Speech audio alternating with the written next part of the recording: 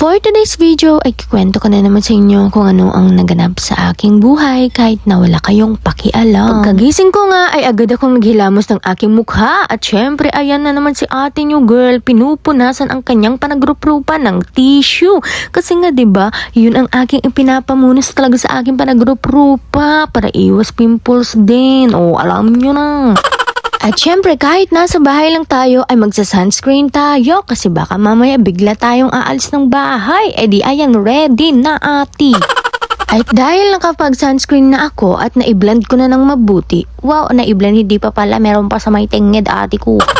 At after ko nga mag-sunscreen ay naglagay agad ako ng lip therapy. Ewan ko ba mga ti, pero sa araw at sa gabi naglalagay ako ng lip therapy para gumanda yung lips ko lalo. O diba? Charin! Charan, yan ang morning look ni Miss Lenny. O, akala mo naman talaga, ate. At syempre, mag-outfit check tayo for today bago alis ng bahay kasi pupunta kami ng Alphmart ng aking mother. Tignan niyo naman ang aking pajama na terno. O, di ba ang ganda? Alam niyo, favorite ko ang mga ganito. So, malapit ng Pasko, kung may mga balak kayong regaluhan si Miss Lenny, ay ganito na lang, please. Charis, ang kapal ate, napakakapal mo. Fast forward nga po ay pauwi na nga kami ng aking mama ng mga oras na to. Hindi na ako nakapag-video nung papunta kami kasi nakalimutan ko. At ayan naman si Miss Lenny ang nakahawak ng kanilang mga pinamili. Kasi syempre ate, alam nga naman yung mother ko ay di tatalakan niya ako na sasabihin na, hay nako, anong silbi mong sumama ka pa kung hindi mo lang din naman bibit-bitin ang mga pinamili. Diba? Advance ako di. Charis! At fast forward nga po, ay ayan, nakauwi na kami. At dahil Sabado ngayon, ay syempre Laba Day. Ano pa ba, diba? At dahil nga pa bebe akong tao, ay ayan, nag-model-model na muna ako sa may washing na to. Tingnan niyo naman si Miss Lenny, pasayaw-sayaw pa ang person. Wala na talaga. Alam niyo na kung gaano ako kabaliw. Feeling kasi ng iba dyan, ang alam nila, mas tahimik akong tao. Pero totoo naman, pero kapag kasi, close na close ko yung tao, very comfortable. Comfortable ate, di mo kaya. Comfortable. Kapag kasi komportable na ako sa isang tao, ay dun lumalabas yung tunay ko na kulay. Wow, tunay na kulay ate ko. Ayun nga guys, kapag komportable ako sa isang tao, ay dun talaga lumalabas yung ugali ko, ganun, kung gaano ako ka-hyper, gaano ako kabaliw, ganun. Pero kapag hindi kita kilala, hindi kita close, ganun, tahimik talaga ako, lalo na sa personal, tahimik talaga ako. Pero kapag close na kita talaga ng mga lala, ayun, tawa tayo dito, tawa doon, tawa everywhere talaga, every minute, every second, every hour, every day. Charas! Ay nako Miss Lenny, itigil na ang kadaldalan ha. Ay nako naman. After 10 years nga ng pagiging madaldal ko, ay napaka-OA mo hindi ganun. At dahil hindi naman lahat ng damit namin ay kailangan i-washing kasi masisira yan agad, lalo na yung mga uniform ko ate, ay ayan, hinandwash ko syempre. Hindi ko na lang pinakita kasi syempre masyado na ako nagaget or masipag kapag pinakita ko pa yun. Charas!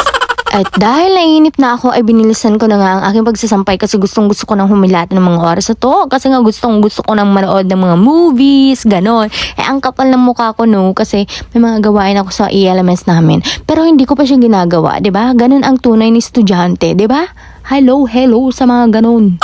At very fast forward nga po ay hapon na nga yung mga oras na to, alas 5 na ata ang mga oras na to. At tignan naman si Miss Lenny ay naka-outfit check na naman siya kasi magja-jogging kami ng aking Mother Earth kasi inaya niya ako. Baka kung hindi ko siya pagustuhan ay armalaitin niya ako. At tignan niyo naman ang aking mother. Talagang pack na pack ang kanyang pagwa-walking. At tignan niyo naman siya ko na parang sumama lang talaga para makapag-vlog. Charis! Dahil naitim na nga raw ang aking Mother Earth, ay ayan, nag-jogging na siya. O tignan niyo naman ang tao na ites. Pack na pack pa rin talaga ang kanyang pagja-jogging. At syempre, para naman may silbi ang aking pagsama sa aking ina, ay ayan, nag-jogging na rin ang person. Para naman hindi ako mapahiya sa aking mother na wala akong silbi na sumama kung naglakad-lakad lang naman ang atake, ganun. Pero guys, alam nyo ba, effective din naman yung walking talaga based on my research. Wow, may pag ganun ate, di mo kaya. At tuwang-tuwa nga ako dyan kasi nakita ko na naman ang aking nanay na tumatakbo. Talagang pinapanindigan ang kanyang pagiging healthy mga ti. Alam nyo ba, share ko lang din. Matagal niya na kasi akong inaaya na mag-walking daw kami sa labas ganun. At minsan tinatamad ako ti. Tapos yung klase ko pa hanggang hapon, ano yun, wala nang pahipahinga. Walking agad, jogging agad, ganun. Ay, Diyos ko, wag na. Uy, mas importante pa ang aking health. Ay, Di ba health gain yun, te? Ay, Diyos ko naman, ang gulo mo, te. Huwag na kayong manood. At dahil dumaan nga kami sa may Alphamart at ayun, pauwi na kami, ay ito ang aming view. O, diba, ang ganda. Alam nyo ba guys, ayun tayo ko pa sana na mag-pink talaga yung sunset talaga mismo. Pero, syempre, alam natin na, mag-isa lang ako dun. Ay, napakalayo pa yung bahay namin. Kaya ayun, o diba, pack na pack ang today's video. Ano daw?